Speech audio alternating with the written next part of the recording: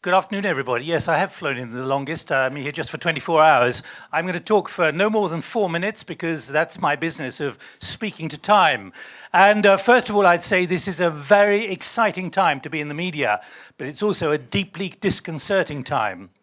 I think watching from afar the reverse that's gone on in the last few hours here in India is indicative of the debates that are happening in many parts of the world at the moment.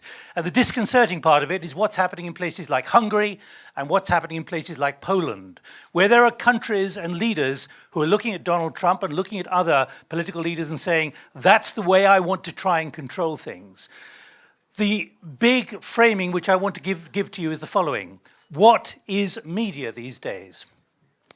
Facebook denied the fact that it was media until it got into trouble with Cambridge Analytica, 87 million with data which has now been misused.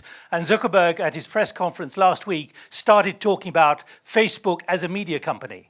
The problem is there's no regulation of him, of Facebook and the media. I come from a country where we have quite tight regulation, which means we have to be impartial at least, not necessarily neutral. In fact, my former director of news, James Harding, left the BBC at the beginning of the year because he found as a former editor of the Times newspaper that he didn't really like the business of not being able to be opinionated, and he's setting up something which may, although we don't know the details yet, be similar to what Shaker is now doing with the print. But it is a disconcerting time. Do not get hung up on fake news. Fake news is something which largely has been developed as a label by Trump to be used for anything which he doesn't like.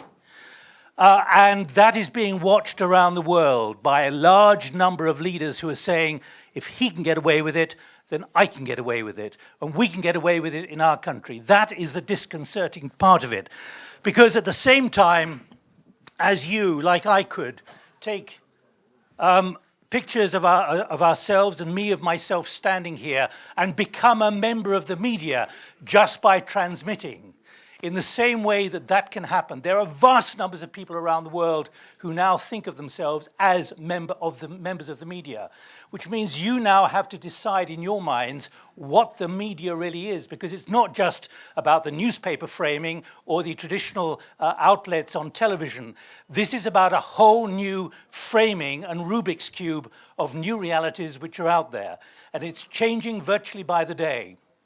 I'm now doing a big project called Thinking the Unthinkable. And the unthinkable is the following, that many around the world are seeing the media as something that they can use to their advantage, as we're seeing in Russia, as we're seeing more and more in China. They're using it to their advantage in ways which, if you do not conform, you will pay some kind of price. And that's what's interesting about and worrying about what has happened, and also heartening by what has happened literally in the last couple of days in your country. Is it neutral? I would say no.